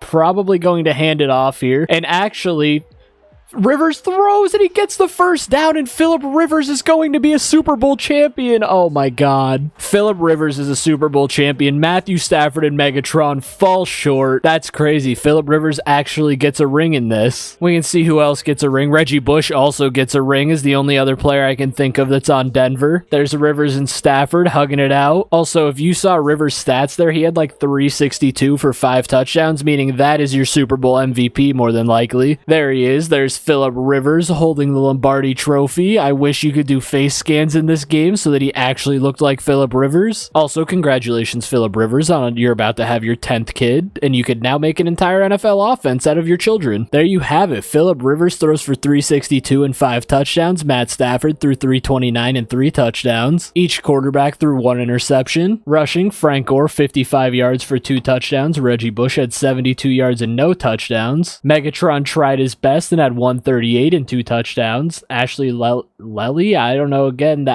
that's not an auto-generated guy just based on the years, but I don't know who that is, as he had 79 yards and a touchdown. Brandon Marshall actually ends up a Bronco again, as he gets 61 yards and a touchdown. Defensively, Lawrence Timmons led the game in tackles with 8. And there you have it. The Denver Broncos are now 4-time Super Bowl champions, and Phillip Rivers is your Super Bowl MVP, as he actually gets a ring this time around. And now we move on to the 2012-2013 season, as we have 2 more seasons to go before the end of part 1. Before we do that, let's take a look at who decided to retire. Michael Strahan calls it a career after 18 years. Drew Bennett is gone. Ocho Cinco retires. Ricky Manning retires. Sean Alexander retires. Leonard Little, Marcus Stroud, Amon Green all retired. Terrence Newman retires. Randy Moss retires after 1 year in Miami. Takeo Spikes calls it a career in Buffalo. Darren Sharper calls it a career after 13 years. I can't say just Darren Sharper. Every time I go to think of it, it comes out Darren Sharper, because he's one of the hottest hidden safeties in the league. And now we go into the 2012 season, where this draft class is also pretty stacked like the 2011 one, where you get Andrew Luck, RG3, Trent Richardson, Matt Khalil, Justin Blackman, who's actually meant to be a draft bust, Morris Claiborne, Mark Barron, Ryan Tannehill, Luke Kuechly, Stephon Gilmore, Dontari Poe, Fletcher Cox, Michael Floyd, Michael Brockers, Bruce Irvin. Like, this entire draft class, Drake Kirkpatrick, Melvin Ingram, this draft class is so nice. Kendall Wright, Chandler Jones, Brandon Whedon, David DeCastro, Dante Hightower, Kevin Zeitler, Harrison Smith. But before we get into that draft, let's see where free agents decide to sign. Free agency signings: Bryant McKinney goes to the Bears, Joe Staley to the Commanders, Sean Rogers to the Panthers, Demetrius Smith to the Rams, Bob Sanders to the Giants, Willis McGahee stays unsigned, Eric Steinbach to the Saints, Brian Urlacher is now a Minnesota Viking. Look away, Bears fans. Reggie Nelson is now a Saint. A young Greg Jennings ends up signing with the Lions. Look away, Packers fans. And now we go into the 2012 NFL Draft. The Tampa Bay Bucks once again have the #1 overall pick, and with the #1 overall pick, they take Andrew Luck and are moving on from whoever they had at quarterback before. The Jacksonville Jaguars with the 2 pick take RG3 as quarterbacks go back-to-back at 1 and 2, just like they did in real life. Matt Khalil ends up a Dallas Cowboy, and the Cleveland Browns with #4 take Mark Mark Barron, and the Miami Dolphins take Trent Richardson at 5. The Saints have the 6th overall pick and take Justin Blackmon, who we'll see if he can turn it around in his second chance at an NFL career. The Seattle Seahawks take Morris Claiborne, and on to the LA Chargers, who take Michael Floyd, who I think was actually there in real life for a short period of time, maybe for a lot longer than I'm thinking. Fletcher Cox ends up a Raider instead of an Eagle. Chandler Jones ends up a Ram instead of a Chief. Luke Kuechly to the New York Jets. The Kansas City Chiefs get Stephon Gilmore. The Tennessee Titans get David DeCastro, so he never ends up a Steeler. Dontari Poe to the Patriots, and the Philadelphia Eagles with the 15th pick, the last pick we watch in the first round, end up getting Riley Reif at left tackle. There's a lot of big names in this. We'll go one more and see who the Commanders pick as they get Melvin Ingram. We'll go one more for the Vikings as they get Dante Hightower, and then we'll go one more for the Green Bay Packers as they get Shea McClellan. Now we go on to Super Bowl 47, where the Baltimore Ravens are meant to beat the San Francisco 49ers, but I'm hoping the Niners can make it back because seeing Stafford and Calvin Johnson get a ring together would be so great. It'd honestly make my heart happy. Megatron deserves it. Going into the battle for Super Bowl 47, neither of the teams who were meant to make the Super Bowl this year even made the playoffs. You have the Miami Dolphins at the 1 on the AFC, the Denver Broncos at the 2 playing the Browns, the Bengals at the 3 playing the Colts, and the Texans at the 4 playing the Jets. You go over to the NFC side, you have the Atlanta Falcons at the 1, the Giants at the 2 playing the Carolina Panthers, the LA Rams at the 3 playing the Eagles, and the Green Bay Packers at the 4 playing the Saints.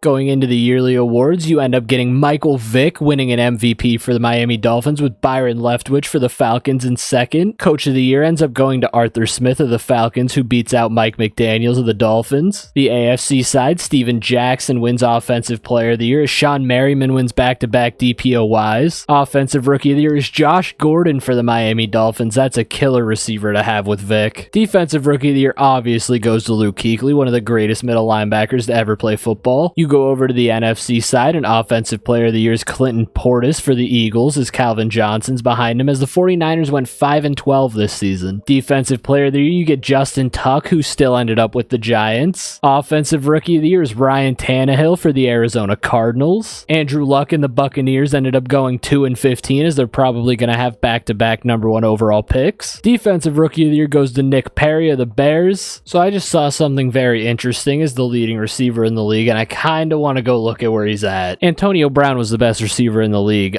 He's a New Orleans Saint. He's in his second year in the NFL, and hopefully he doesn't go crazy this time and get killed by Vontaze Burfict and end up with CTE. But as we go into the championship games, you get the Broncos versus the Miami Dolphins, and you get that stacked Packers team against the LA Rams. So Denver has a chance to go back again. Phillip Rivers wants that back-to-back Super Bowl, but Michael Vick is trying to get back to another one, and Aaron Rodgers has an opportunity to get to a Super Bowl. Starting out on the NFC side this year is you got Vince Wilfork, Steven Gostkowski, and Aaron Rodgers for Green Bay. You get Zach Miller, Torrey Holt, and Demetrius Smith. So whoever LA's quarterback is has a lot of weapons to throw the ball to. This game was never close as the Rams sent Aaron Rodgers packing and win 37-13. Oh yeah, that's right. The Rams quarterback is Colin Kaepernick, who threw for 393 and 4 touchdowns as Rodgers threw 210 and a touchdown. So Colin Kaepernick actually does end up in the Super Bowl this year like he's meant to. Kaepernick popped off though. That's insane. Rushing, you have Ahmad Bradshaw, actually former Green Bay Packer. I'm pretty sure he was on the Packers at some point. Rushes for 58 yards and no touchdowns. As Felix Jones has 17 yards rushing for the Packers, and he was their leading rusher. Receiving, you have David Givens, who has 149 and a touchdown for Green Bay. You get Zach Miller with 54 yards and a touchdown. Brian Hartline is here with 111 and a touchdown for the Rams, but he got injured during the game. And now over to the AFC side as you get the Miami Dolphins against the defending Super Bowl champion Denver Broncos. The Broncos, we've already gone over their roster, but for the Miami Dolphins, you have Bobby Wagner as their best player with Michael Vick and Ryan Clady. 37-3. Oh my God, it's over. 44-3. And the Denver Broncos are going back to the Super Bowl, wiping out the Miami Dolphins 44-3. Michael Vick got shut down as he threw for 165 and 0 touchdowns. That was the league MVP. Rivers threw 383 and 2 touchdowns. Rushing for Denver, you had Kevin Jones with 51 yards and 3 touchdowns. You had Dextrel Werner with 40 yards and no touchdowns for the Dolphins. Dolphins, you had Reggie Bush with 46 yards and no touchdowns. Receiving, you get Johnny Knox with 108 and a touchdown for the Broncos. Jeremy Maclin is actually on the Dolphins, who had 78 yards receiving and no touchdowns. Martellus Bennett is of Denver Broncos. He had 60 yards receiving and no touchdowns. Phillip Rivers now has an opportunity to become a back-to-back Super Bowl champion. Super Bowl 47 is set as Kyle Vanden Bosch and Kevin Williams, along with Reggie Bush and Phillip Rivers, look to become back-to-back Super Bowl champions, but Colin Kaepernick, along with Torrey Holt, Demetrius Smith, Chandler Jones, and John Henderson have other plans. Real life, I think this is actually the blackout Super Bowl if the 49ers end up losing to the Ravens. With just under 4 minutes to go, Kaepernick has the ball, down 5, with a chance to lead the Rams down the field to try and win the game. Colin Kaepernick's actually number 5. He's lined up under center. I don't know who the Rams running back is lined up behind him, but he hands it off. Up the middle is wide open for a gain of like 13. It's Amon Bradshaw, that's right. And now out comes Kaepernick in the shotgun this time, maybe looking to pass as he's getting ready to take the snap. He hands it back off to Bradshaw, who again goes around the edge, but Champ Bailey stopped that from being a huge play. Kaepernick lined up deep again, looking to take the snap here. This one I could see, yep, he's going to throw the ball here, and he throws it to Bradshaw to the backfield, who's going to get wrapped up early. I don't know who that was, but he was a star. On third down, a very obvious passing situation. A field goal gets you nothing here, so it's basically 4 down territory as Kaepernick is again dropping back to pass, and he's going to get sacked. Kevin Williams makes the biggest play of the Super Bowl so far. On 4th and 10, Kaepernick is lined up in the shotgun. He's dropping back to pass. The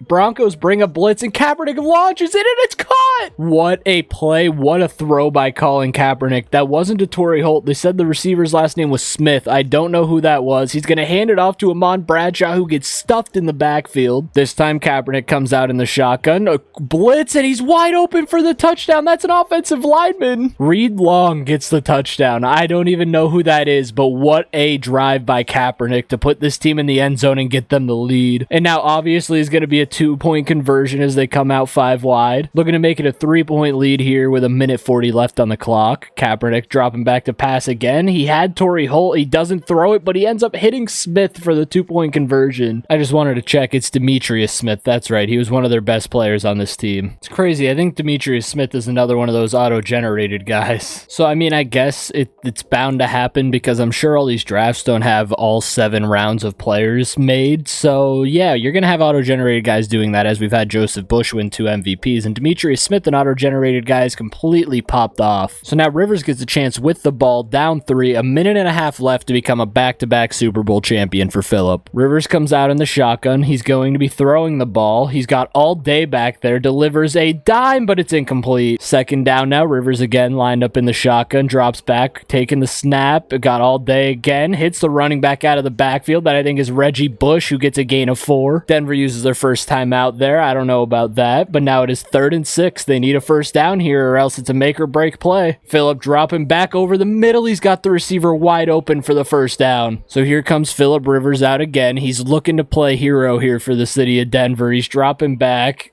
looking to throw again.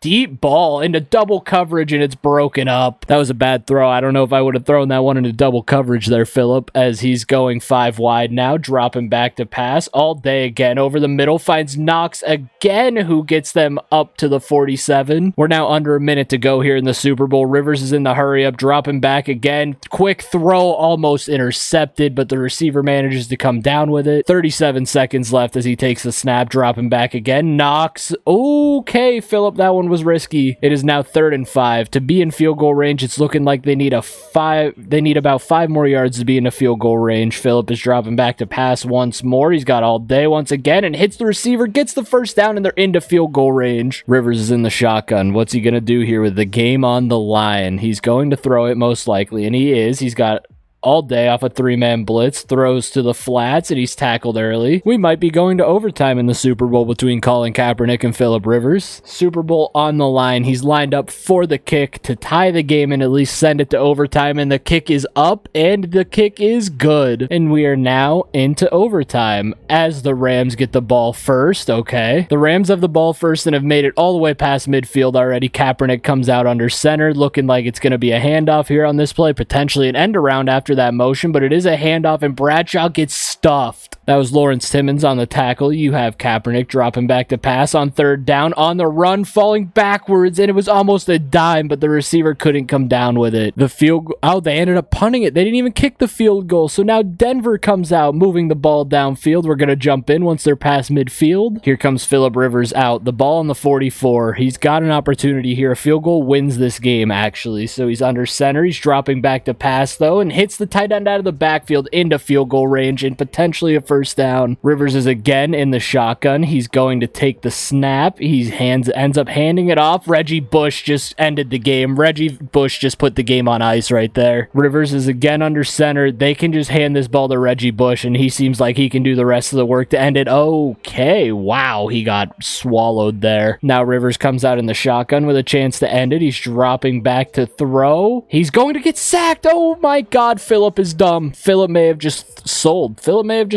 Out comes the kicking unit. Can the kicker end the Super Bowl and get the Broncos their second straight? The kick is nearly blocked, and the kick is good, and the Denver Broncos are going to win the Super Bowl. And there it is. The Denver Broncos are your Super Bowl 47 champions, are now back-to-back Super Bowl champions, as Reggie Bush and Phillip Rivers both get 2 rings to their hand. Colin Kaepernick ends up falling short in Super Bowl 47 for the second time in his life, actually. There's Phillip Rivers again for the second time in a row with the Lombardi Trophy. Phillip may have just won back-to-back Super Bowl MVPs as well, as he threw 368 and 2 touchdowns. Kaepernick tried and threw 308 and 3 touchdowns. Rushing, Reggie Bush kind of has a case with 78 yards and a touchdown. Ahmad Bradshaw had 76 and a touchdown. Receiving-wise, Johnny Knox with 125 and a touchdown for Denver. Martellus Bennett, also 53 yards and a touchdown. Brandon Marshall had 86 yards. As we look at the 2012-2013 season recap, Phillip Rivers is a back-to-back Super Bowl MVP, and the Broncos are now 5-time Super Bowl champions, which at this point in time is technically tied for the lead in most Super Bowls because Pittsburgh never got there too. And now just like that, we move on to the 2013-2014 season, which is the last season we are going to be doing in part 1. Looking at the retirements here, Steve Smith Sr. calls it a career. Brian Urlacher, Brian Westbrook, and Hines Ward all retire. Torrey Holt retires too, having lost 2 Super Bowls in his career. Champ Bailey retires a Super Bowl champion, back-to-back Super Bowl champions. Marcus Trufant and Dre Bly are gone. TJ Houshmandzadeh also retires. And now looking at free agents that switch teams going into the 2013-2014 season, Steve Hutchinson is now a Lion. Santonio Holmes also goes to the Lions. DJ Williams is now a Saint. LaShawn McCoy is a Washington Commander. Brandon Marshall signs with the Miami Dolphins and leaves Denver after back-to-back Super Bowls. Peyton Manning in his aging years re-signs with the New York Giants. Elvis Dumervil is now a Tennessee Titan. Demaryius Thomas, cornerback though, is also a Tennessee Titan. Ray Rice is a free agent, rightfully so, he probably should be. Now for the 2013 draft, which is actually one of the worst drafts in recent memories. I wouldn't say worst because there's some great players in it. It's just a little bit of a weird one. This is the draft where Eric Fisher ended up going number 1. You also get Lane Johnson and Ezekiel Ansah, Ziggy Ansah, I think they call him. Barkevius Mingo, Tavon Austin, who if you haven't watched Tavon Austin's college highlights, you missed out on something amazing. DJ Hayden, Sheldon Richardson, Kenny Vaccaro, EJ Manuel, of course, is the best rated quarterback. Draft bust Jarvis Jones, Eric Reed, Justin Pugh, Kyle Long, Tyler Eifert, whose career got sadly derailed by injury, Desmond Trufant, Xavier Rhodes, DeAndre Hopkins, obviously, Cordero Patterson, Alec Ogletree, Travis Frederick, Matt Elam, Geno Smith, and I think, actually, speaking of that, Manti Te'o should make an NFL comeback. The man was a dog at Notre Dame. And like I said earlier, after drafting Andrew Luck number 1, the Bucks have the number 1 pick again, which I'm imagining is going to be Eric Fisher, and it's actually Lane Johnson. The New England Patriots have pick number 2, and they take Eric Fisher, and now the Jaguars with pick 3 take Barkevius Mingo. The Niners, having just lost their quarterback, take Deion Jordan. Ziggy Ansah ends up back in Detroit. DJ Fluker ends up a Seattle Seahawk. Jonathan Cooper goes to the Chargers. The Vikings have the next pick and take Tavon Austin. So instead of getting Percy Harvin, they basically get the guy that everyone thought should have been Percy Harvin 2.0. Star Lutulele ends up a Buffalo Bill. I think I know who that is. The last name sounds familiar. D. Milliner ends up a Tennessee Titan. The Raiders take Luke Jokel. Justin Pugh ends up a Chief. The Bears are up next and take Kenny Vaccaro out of Ohio State. The Baltimore Ravens get Jarvis Jones, so instead of going to Pittsburgh, he still ends up in the AFC North. And the Dallas Cowboys take Shareef 3, Floyd is, we're going to go 2 more picks just to see who the Steelers get, and the Cardinals get Sheldon Richardson, and the Pittsburgh Steelers end up getting another Jones, but they get the Tony Jones. I don't know if that's how you say his name. I've honestly never heard of him. And now we sim on to Super Bowl 48, where it's meant to be the Seattle Seahawks absolutely killing Peyton Manning and the Denver Broncos, but I don't see that being the matchup because I don't know if the Seahawks have even gotten close to a Super Bowl so far. And going into the fight for Super Bowl 48, you have the Chiefs at the number 1 seed and the Carolina Panthers at the other number 1 seed. On the AFC side, you get the Colts at the 2 against the Browns, the Patriots at the 3 against the Bills, and the Bengals at the 4 against the Jacksonville Jaguars. This is the potential to see Tom Brady in the Super Bowl for the first time in this. And there you have it, though the rightful Super Bowl champion Seattle Seahawks are playing the Eagles, the Detroit Lions are at the 3 playing the Falcons, and the Cowboys and 49ers are at 4 and 5 and will play. And the Denver Broncos too, after back-to-back Super Bowls, didn't even make the playoffs this season. And Aaron Rodgers wins what I think is his second MVP. Of course he does, why not? It's Aaron Rodgers. Followed by Donovan McNabb and Kevin O'Connell. Matt Rule is once again Coach of the Year for the 3rd time in this sim. On the AFC side, Willie Parker wins Offensive Player of the Year for the Steelers, and Defensive Player of the Year is Louis Castillo instead of Sean Merriman, who is in 2nd.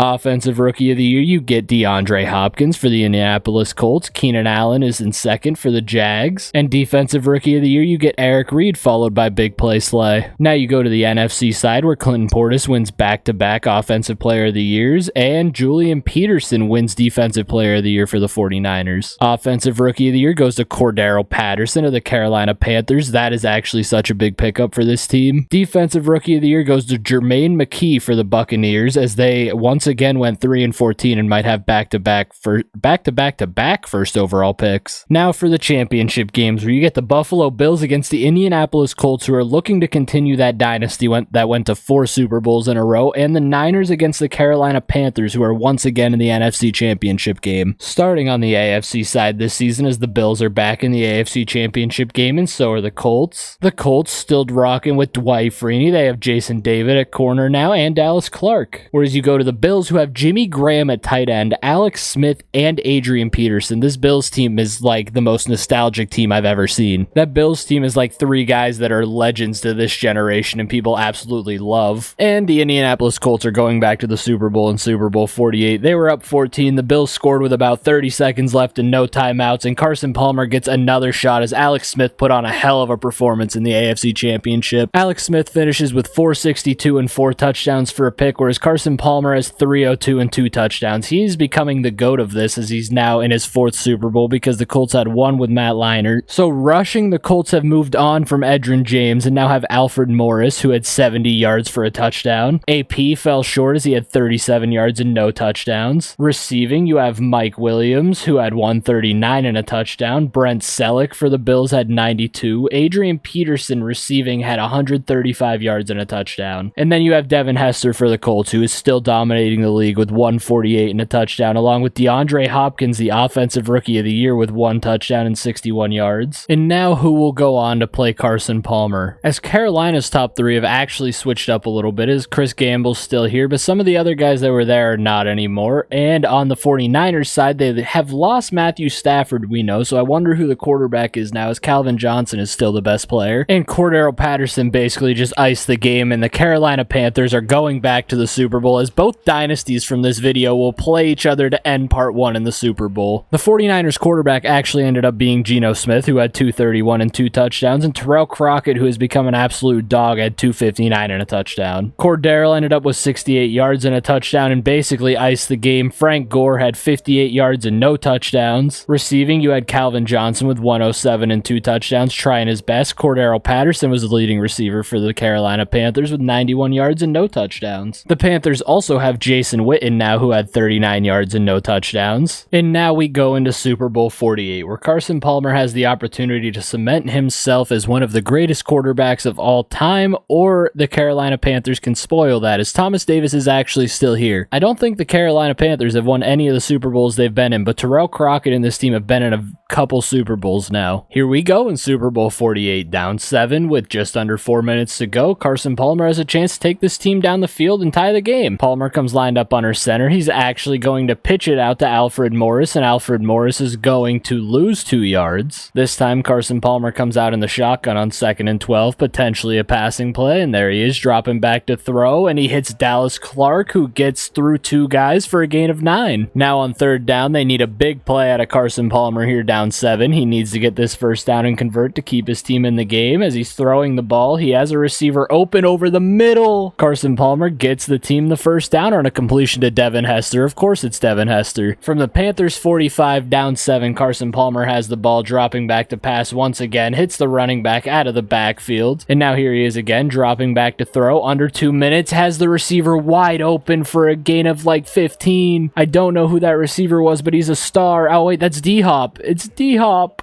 And there's D-Hop again. Carson Palmer is putting on the drive of his life right now. He wants that 3rd ring. And there he is, dropping back again towards the end zone. And he finds the receiver for the touchdown. It's Devery Henderson. And now they just need the extra point to tie the game, which they're most likely going to hit. And they do. And now the game is tied. And now Terrell Crockett has a chance to win his team a Super Bowl. Let's see if he can do it. Crockett comes out, lined up in the shotgun with an empty backfield. He is going to drop back to pass. And he has all day back there, or he's going to get sacked and lose 9 yards. And we are going to overtime in the Super Bowl once again. The Colts got the ball first in overtime, obviously, and have gone down the field pretty quick as they're now down to the 38 on a handoff. They are going to lose no yards. They didn't lose anything. So it is now 3rd and 4. The Colts made it all the way down the field real quick in overtime. Carson Palmer's dropping back to throw, and he's going to get sacked on a 3rd down, and Carolina's going to have a chance to end the game. After a quick 3 and out by Carolina, Carson Palmer has a chance to put this game on ice and win his 3rd Super Bowl as he is in the shotgun. I think he's going to throw the ball here, and he is. He's dropping back to pass. Oh my God. D-Hop was wide open. D-Hop is putting this team on his back. Every pass we've seen, it's been him or Devin Hester. Dallas Clark did catch one, actually, now that I say that. And now they are inside field goal range already. Carson Palmer's going to hand it off to Alfred Morris, who gains 3. This time, Carson Palmer comes out in the shotgun. He's going to drop back to pass. No, he's actually probably not. He's probably going to hand it off. It's going to be a touch pass. Oh, no, it's a fake to Alfred Morris. Alfred Morris gets another 3. It brings up a 3rd and 5. It's looking like they're going to hand it off and let this Super Bowl come down to the kicker, and there it is, a handoff to Alfred Morris, who is going to get stopped 2 yards short of the 1st. And now here comes the field goal attempt to win the Super Bowl and give Carson Palmer his 3rd ring, give D-Hop his 1st in his rookie season, and give Devin Hester what I think is actually his 3rd too. Is that Sebastian Janikowski? Because if so, this is easy as hell. And there it is. It's good. And this Indianapolis Colts are now 3-time Super Bowl champs in this. It was not Sebastian Janikowski. His last name was Davis. That's a very fitting way to end part 1, as the Colts are now 3-time Super Bowl champions in this and have gone to 5 Super Bowls. Carson Palmer really went to Indy and created a dynasty. All he had to do was leave Cincinnati. I'm going to be honest, I'm quite happy about that because Terrell Crockett, the auto-generated guy, still has not won a Super Bowl. And there's Carson Palmer with the Lombardi. You also have Dallas Clark standing up there with him. As Carson Palmer finishes the game with 297 and 2 touchdowns, Terrell Crockett had 247 with 2 touchdowns as well. Cordero Patterson ends up the game's leading rusher with 70 yards and a touchdown. Alfred Morris had 61 for no touchdowns. Receiving, DeAndre Hopkins had 111 and a touchdown and could potentially be Super Bowl MVP as a rookie. Golden Tate and Cordero were the leading receivers for the Carolina Panthers, as Golden Tate had 67 yards and Patterson had 90. And there you have it. The Indianapolis Colts as a franchise are now 5-time Super Bowl champions, 3 times in this video, and Carson Palmer now has 2 Super Bowl MVPs. That Colts team really created a dynasty that went to 5 Super Bowls in about 11 years. They basically became the Patriots and had the 2 losses to the Giants that the Patriots would have had in 3 wins. So like I said, I am sorry guys, but that is going to be the end of part 1. Part 2 will pick up with 2014 free agency and the 2014 NFL draft. If you guys are enjoying this and want me to push part 2 out as soon as possible, please make sure to leave a like and subscribe. I'm having a lot of fun with this, so I will be getting started on part 2 right after this as soon as I get the opportunity to. I just need to find the time to sit down for 6 hours and record it all. But thank you guys for watching. It has been fun. I will talk to you guys in part 2 or in a career sim that's coming out soon. But with that out of the way, I will talk to you all later. Peace out.